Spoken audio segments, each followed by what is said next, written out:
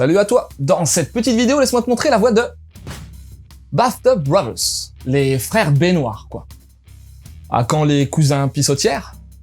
L'appel d'offres est lancé. En 2015, Toshifumi Sakurai débarquait pour la première fois en France aux éditions Akata avec Lady Boys vs Yakuza, œuvre faisant alors partie des tout premiers titres de la collection What the Fuck. Depuis, l'auteur est revenu avec deux one-shots plus sérieux, la virginité passé 30 ans et la métamorphose. Et en 2020, voici le mangaka de retour dans la collection What the Fuck avec sa dernière série en date, Bathtub Brothers.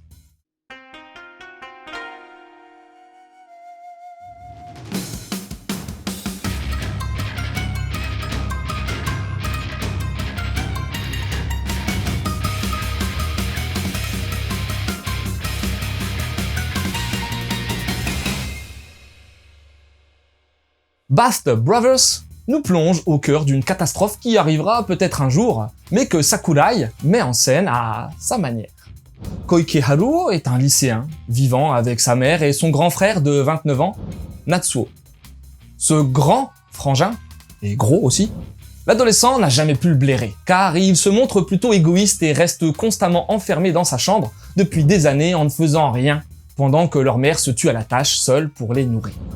Mais Haruo, lui non plus, n'est pas forcément le garçon idéal. Déterminé à perdre sa virginité la veille de ses 17 ans, il a fait croire à Baba Saori, la fille la plus laide de sa classe, mais dont les seins sont énormes, qu'il est amoureux d'elle, tout ça pour l'attirer chez lui. Ne pouvant finalement rien faire avec elle, il la renvoie chez elle, s'endort et il se réveille dans l'eau. La surprise est alors de taille. Partout, le niveau des eaux est monté et continue encore de grimper en immergeant tout, tandis que de grands requins sont arrivés là pour manger les gens. Pour se sortir de là, Haruo doit compter sur ce grand frère détesté. Et c'est ainsi que les deux brothers vont errer sur les eaux, à bord d'une baignoire, au gré des attaques de requins et des rencontres.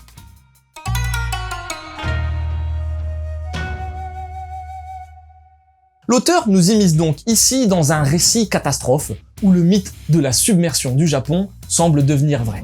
À ceci près que la situation ne se limite peut-être pas au Japon. Quel événement a donc pu provoquer cette folle et incessante montée des eaux?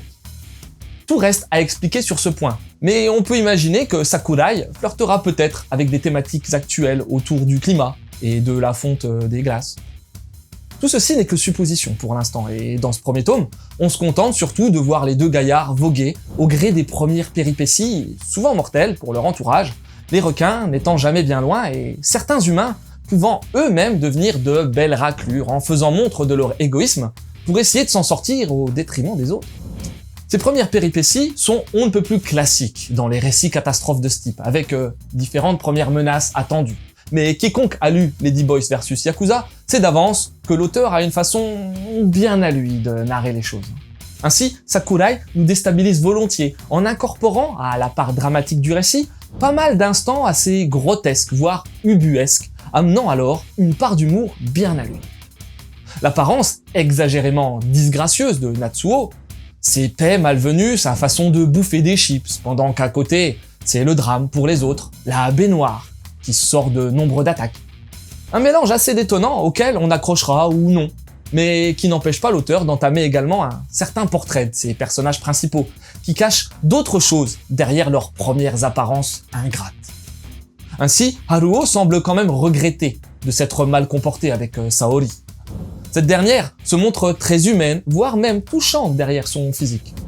Natsuo lui-même préfère cacher à Haruo le sort de leur mère pour ne pas le faire souffrir.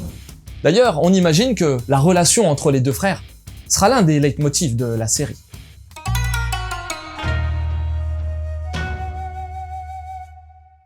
À part ça, sur le plan visuel, en plus des designs déjà évoqués, on peut souligner l'efficacité de la mise en scène du mangaka, bien appuyée par l'omniprésence des décors urbains, réalistes puisque tiré de photos et assez retravaillé pour coller au contexte très catastrophique et aquatique.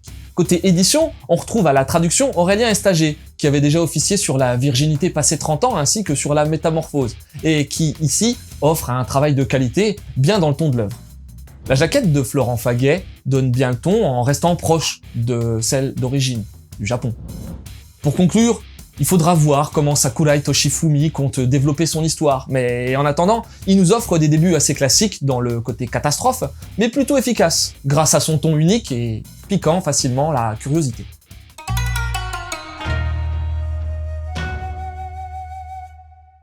Pour les titres en lien, va lire Lady Boys vs Yakuza. Ça parle de quoi? De yak et puis de trave. Mais pour plus d'infos, il y a Mangado. Sinon, niveau Brothers, il y a aussi Uchiu Kyodai, Space Brothers, un titre faisant la part belle à une magnifique épopée spatiale mettant en avant deux frangins japonais. Un titre à connaître.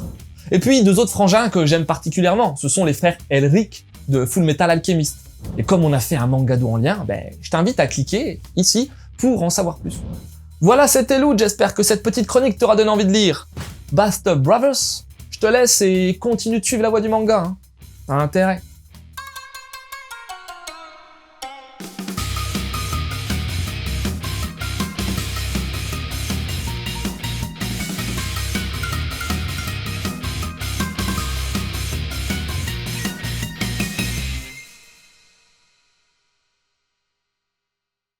Moi, je suis fils unique, alors je sais pas du tout comment que ça se passe d'avoir un frère. Ni même une sœur d'ailleurs.